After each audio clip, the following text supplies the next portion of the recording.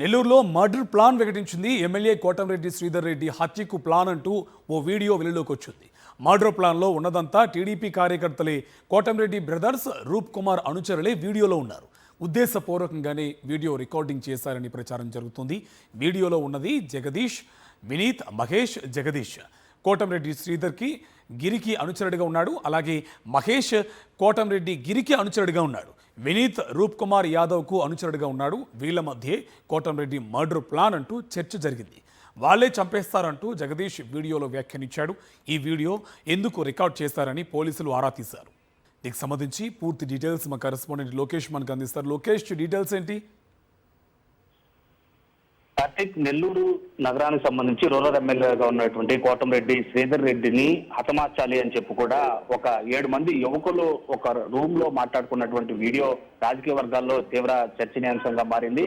అయితే ఆ వీడియోలో ఉన్నటువంటి వ్యక్తులు 7గురిలో కూడా గుర్తించినటువంటి 3-4 వరకు కూడా మొత్తం కూడా కోటంరెడ్డి శ్రీధర్ రెడ్డికి, అదేవిధంగా తన సోదరుడైనటువంటి గిరిధర్ రెడ్డికి, అదేవిధంగా డిప్యూటీ మేయర్ గా ఉన్నటువంటి రూప్ కుమార్ కి కూడా సన్నిహితులు, అనుచరులుగానే చెప్పాలి. అంటే వీళ్ళందరూ కూడా తన మనుషులే అయ్యిండు కూడా రూరల్ ఎమ్మెల్యేగా ఉన్నటువంటి కోటంరెడ్డిని హతమార్చితే డబ్బు అంటూ వస్తున్నటువంటి ఆ వీడియో లీక్ లో ఉన్నటువంటి కథనాల ఆధారంగా కూడా పోలీసులు తీవ్రమైనటువంటి దర్యాప్తు చేపట్టారు.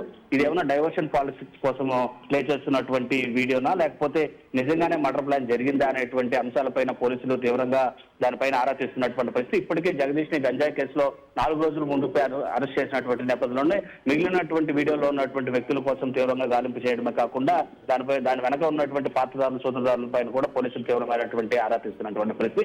దీనిపైన మరికొద్ది సేపట్లో కూడా కోటంరెడ్డి శ్రీధర్ రెడ్డి స్పందించేటువంటి అవకాశాలు కూడా చాలా స్పష్టంగా కనిపిస్తున్నాయి. మొత్తం మీద ఈ వీడియో అంశం అనేది తీవ్ర కలకలం రేపినా కూడా ఇది నిజంగానే హత్య ప్లాన్ జరిగినటువంటి ఘటనకు సంబంధించినటువంటి వీడియోనా, లేదా టీడీపీకి సంబంధించినటువంటి వర్గాలే కావాలని లీక్ చేసినటువంటి ఘటన అనేది మాత్రం ముందు తెలియరావాల్సి ఉంది. కార్తిక్. రైట్.